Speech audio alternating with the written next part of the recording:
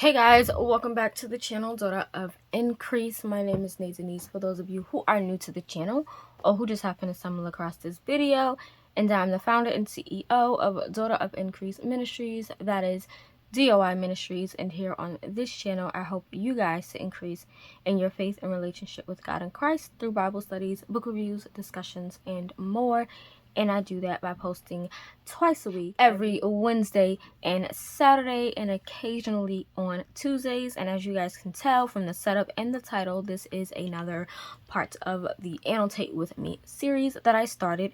And basically, I talk about annotating books, and a lot of you guys are always curious as to how to annotate, what to annotate. And so I'm just doing this series so that you guys can see how I annotate, what I use to annotate, my thinking when I do annotate. And yeah, we're just gonna dive in. So as you can see, I am going on to my next TBR book. And so if you guys saw my October TBR, I mentioned 17 books that I was going to read. And so I wanted to turn it into a game because I haven't really been keeping up with my reading at all. My reading has been horrendous for the past almost 2 years now. So I put it in a sort of wheel that I can spin, and that's how I've been picking my TBR. So I'll leave a link down below so you guys can click that link to go directly to that that video list, I guess, or archive, whatever it is on Instagram. Follow me on Instagram to get that. But yeah, this was the next book that I had picked after my last read, which was the book Before I Called You Mine by Nicole DC, which I gave that a 5-star book. It was such a beautiful contemporary romance. OMG, loved it. But yeah, we're on to The Souls of Lost Lake by Miss Jaime Jo Wright. This is a romantic suspense. It's gonna have some thrills, a little bit of a horror kind of feel, possibly. And so yeah, on the back, you guys can read it as I read through it. So it says, to save the innocent, they must face an insidious evil. Wren Blythe has long enjoyed living in the North Woods of Wisconsin, helping her father with ministry at a youth camp. But when a little girl in the area goes missing, an all-out search ensues, reviving the decades-old campfire of Ava Coons, the murderess who is believed to still roam the forest. Joining the search, Wren stumbles upon the Coons' cabin ruins and a sinister mystery she is determined to unearth. In 1930, Ava Coons has spent the last several years carrying the mantle of mystery since the day she emerged from the woods as a 13-year-old girl splattered with blood, dragging a logger's axe. She has accepted she will never remember what happened to her family, whose bodies were never found, and the people of Tempter's Creek will always blame her for their violent deaths. After a member of the town is murdered and another goes missing, rumors spread that Ava's secret is perhaps more malicious than previously imagined. Two women, separated by time, must confront a wickedness that not only challenges who they are, but also threatens their lives and the lives of those they love. And so this is the book that I'll be diving into. So I do have my annotating card here. So this is what I use to annotate. You can get a closer look at that if you so choose to screenshot. On the back of it, I have my biblical fiction one, but we have that. The bookmark of choice, I'm just going with this one because it's quickly accessible. So yeah, that's the one I have. And then all of my utensils. And so I have the audiobook pulled up on Scribd, and we're gonna dive in. Let me see how I'm going to do this. I'll probably do the first 2 chapters as well as the Campfire Tales, which is like a prologue. So I'll do the prologue in 1 to 2 chapters, which is 23 pages, and you guys can just see how I annotate. And so I'm going to set everything up and we are going to dive right in.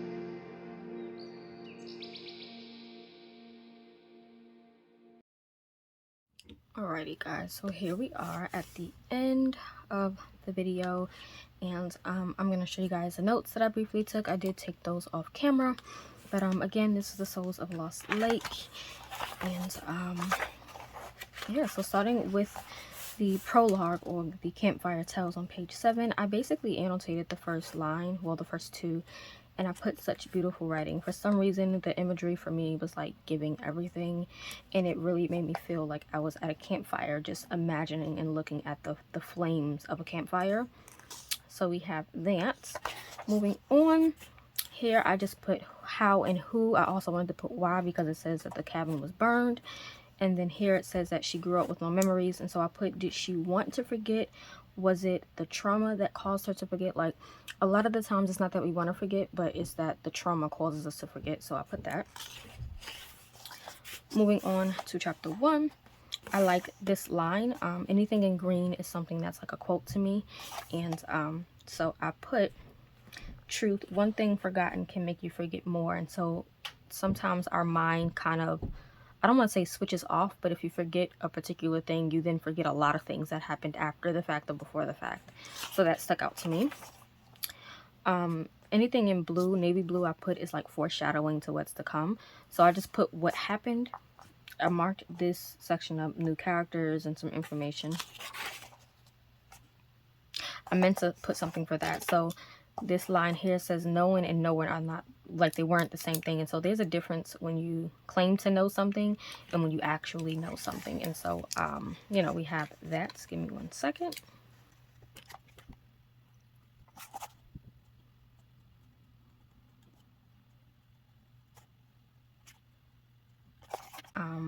Then I just marked up some things on this page just for notes.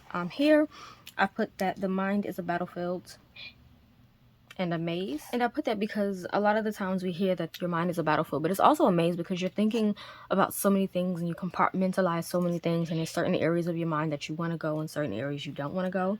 And so that just interested me. Here we have this thing where it kind of confused me, so I said explanation needed, because I know that there's more to this line is what I'm gonna say. And then at the end I just put poor baby girl because of what happened with her. Here I put, well, sheesh, who made him angry? Because the guy was found with an axe in the head. Is it funny? No, but as a reader, I take things both seriously and lighthearted. And for me, this was like a funny moment in a sense, even though it was a serious situation, because I imagined it being screamed out in a funny way. Same thing over here. So I put always that one person, because you got that one person at meetings that want to be funny. Here I just put seriously because this is people starting to point fingers at Ava when she's most likely innocent. Then I put, they are all truly cowards. Again, they're making me angry because of what they were saying. And then on this page, I put, all man, seriously. Basically, the people she was staying with, they finally told her, don't come home. Sad moment. Down here, I put, Ava, baby girl, it's okay, because she was starting to feel alone again. And then here, I put, lies can do so much damage. I'll read the quote. It says, so quickly, a group of people roused into chaos by lies and untruths, by fear-mongering and assumptions, could turn on their own. And so, yeah, that was 2 chapters of my annotations. I keep it basic, keep it simple. If there's words I don't know, I will go back and like mark those up. So for me, I'm just gonna say, example, we're gonna go with fear-mongering. That's here. So I'll go back and like write down my definition for that. There was another word, but I can't seem to find it right now. I know what it means, but I wanted just to mark it up to show you guys. But I would then go back and write down my definitions, of course. And so, yeah, that's pretty much how I annotate in a book. Of course, I hope this series is helpful. If you have any questions, let me know. And if you want something that's not as detailed as this, because I used to start off with just 5 colors. Now I'm using, I think this is 12. Let's see. 2, 4, 6, 8, 10, 12. Yeah, I use 12 colors, and it can get complex, but because I've been using this system for so long, sorry, that was the wrong side, but because I've been using this system for so long, I know what everything means. Like, I don't necessarily need this, but sometimes I do get confused, like I did, if I can find that area, like right here. I was gonna mark it as a quote, but then I felt like it was also foreshadowing to something, and so I'm actually gonna go back and do that because it's an important quote for me, I feel, but it also foreshadows into something I feel in the future. And foreshadowing is whatever you think is going to be important for something that might take place. And it's hard to foreshadow if you are reading a book for the first time, but I typically like to do foreshadowing, especially if I'm rereading a story and I can pinpoint like things that I know are like leading to a specific scene to occur or whatever. But yeah, I hope this was helpful. I am now going to go off camera and finish reading this book because it's kind of interesting. Really kind of interesting, and I need to know what's going on with this. But yeah, that is it for this video. Thank you guys for watching, rating, commenting, subscribing, and I will see you guys in the next one. Bye.